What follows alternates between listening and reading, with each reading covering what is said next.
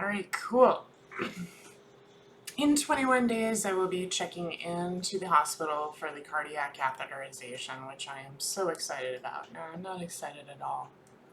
I know there's a number of things. I'm really trying to squirrel down 27 years of experience into probably 27 posts by the time I'm done.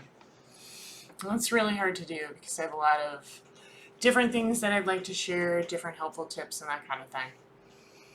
I think for the next few moments, we'll just talk about mind frame and that kind of thing. Now, every one of these surgeries that I've had, I can almost tie like something really traumatic that happened within a few months of me having to endure this. This last one is more of an issue of the valve is just bad.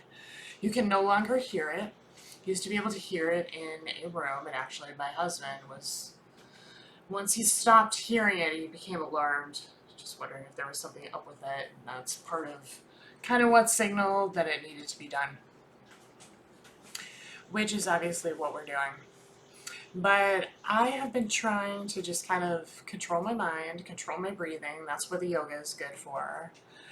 Sometimes at night I'll listen to, like on YouTube, they've got those healing tone music situations, or I think it's like 432 hertz, or maybe it's 534 is like the magic tone for healing. So I've done that. Um,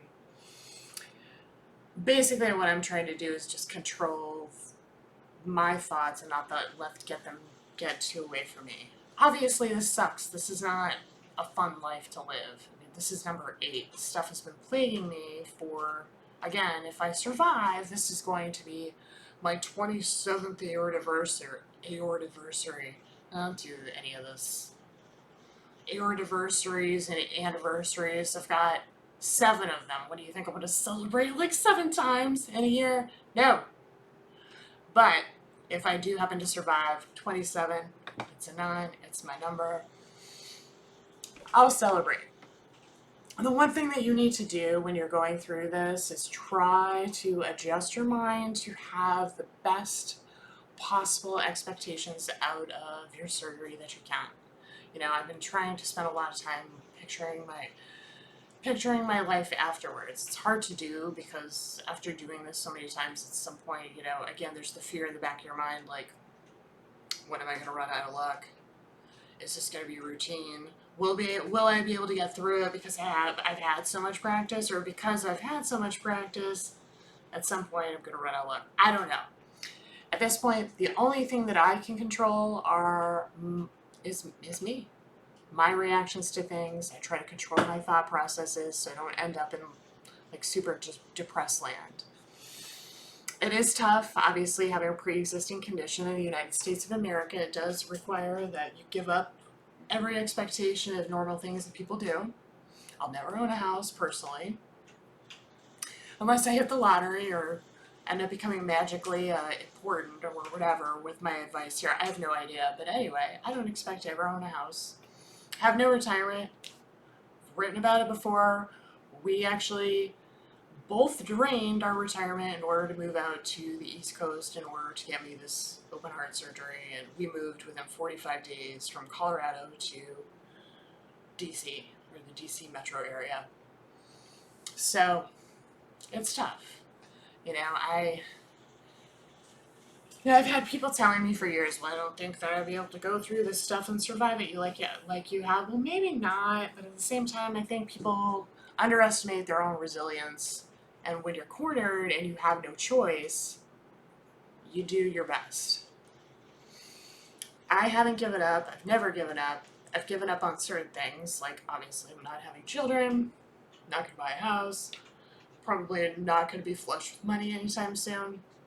Totally fine. I still have done a lot of stuff. Done a lot of traveling, lived a lot of places.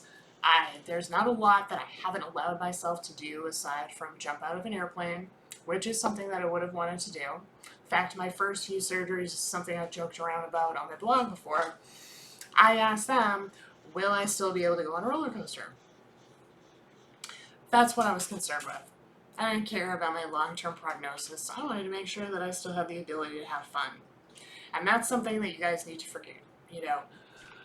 Not forget is that life is supposed to be fun. and amusing. Luckily, I'm married to a comedian who keeps me laughing every day, which is part of the reason that I've been able to have such a good attitude about all this stuff, even with pure chaos raining down on me every few years and having to go through this again. This will be year 27. Anyway, that's just my just a little perspective.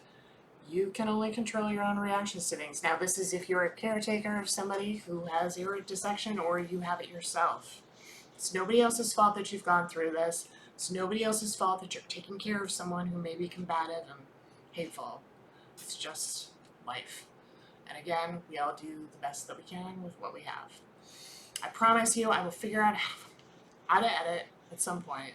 But at this point, I'm still doing my one takers, and we'll see how that ends up working out. And that is it for this one.